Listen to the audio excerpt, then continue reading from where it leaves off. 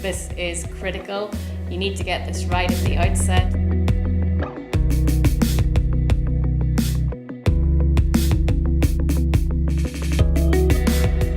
There are 7 key legal mistakes that most startups will make.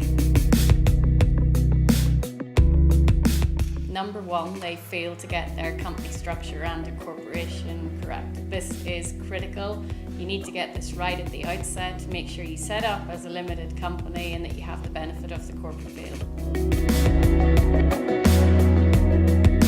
Make sure that you have a robust shareholders agreement in place at the outset between yourself and your co-founders.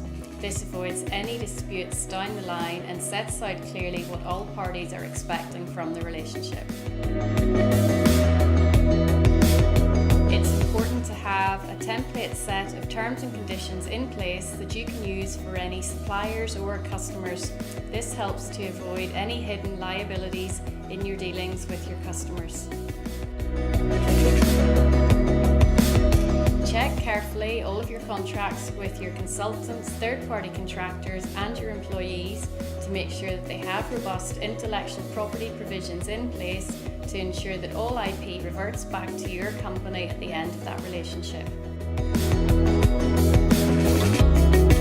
It's really important to make sure that your intellectual property is protected not just through the use of NDAs, but also in terms of the amount of information that you're giving any parties you're talking to about your IP and how your product or service operates. When dealing with investors, you need to be very clear in terms of their expectations from your business and around the exit terms. Make sure this is recorded in writing in a signed agreement and all parties are clear on the terms.